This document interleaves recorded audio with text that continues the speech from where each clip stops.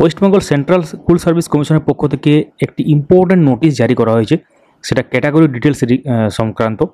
নোটিশটা আজকেই প্রকাশ হয়েছে, দেখতে পাচ্ছেন স্ক্রিনে 26/6/2025 এবং যে নম্বর দেওয়া যায় এখানে। তো অবশ্যই পুরো ব্যাপারটা আমরা বাংলাতে ব্যাখ্যা করব কী লেখা আছে এখানে। সঙ্গে থাকুন, দেখতে থাকুন। অবশ্যই চ্যানেলটিকে সাবস্ক্রাইব করে রাখুন, পাশে থাকা বেল আইকন প্রেস করে অল করে দেবেন, তাহলে ইম্পর্টেন্ট আপডেটগুলো মিস করবেন না। যারা ফেসবুক থেকে দেখছেন পেজটিকে ফলো করতে ভুলবেন না। শুরু করা যাক। তো এখানে পরপর পয়েন্টগুলো ব্যাখ্যা করা আছে, আমরা একদম বাংলায় আপনাদের সাথে পুরো ব্যাপারটা শেয়ার করব। এই ইম্পর্টেন্ট নোটিশ বলতে পারেন সেটা।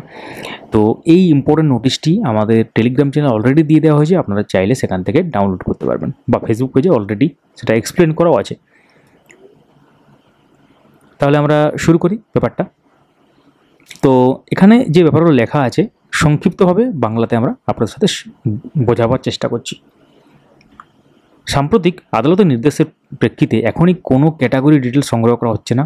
আবেদন প্রক্রিয়ার আগে উপযুক্ত সময়ে এই তথ্য কিন্তু সংগ্রহ করা হবে। তো এই ক্ষেত্রে পরিষ্কারভাবে এখানে উল্লেখ করা আছে যে ব্যাপারটা, এবং those who may have already submitted category details may be required to resubmit category details prior to such date. তো এই যে যারা ইতিমধ্যে ক্যাটাগরি তথ্য দিয়েছেন তাদের পুনরায় তথ্য জমা দিতে হতে পারে ওই প্রিয়র টু সার্চ ডেট, ওই ডেটের পূর্বে। তারপর কী আছে, application will be notified and link will be made available to submit and or modify category details if required. তো প্রয়োজন হলে নতুন করে তথ্য জমা বা সংশোধনের জন্য লিঙ্ক জানানো হবে। তারপর কী আছে, any final decision will be subject to outcome of the pending legal proceeding. এবং এর সাথে যে ব্যাপারটা লেখা আছে সেটা হচ্ছে চূড়ান্ত সিদ্ধান্ত বিচারাধীন মামলার উপর নির্ভর করছে। কারো ক্ষেত্রেই ক্যাটাগরি ভিত্তিক আবেদন এখনই চূড়ান্ত বলে বিবেচিত হবে না।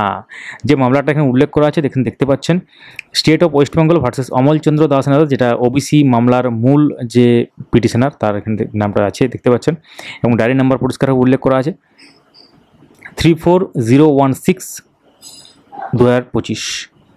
তো এই ছিল পুরো ব্যাপার। সঙ্গে থাকুন, দেখতে থাকুন আপডেট মাস্টার। ভিডিওটি লাইক করুন, সবার সাথে শেয়ার করুন।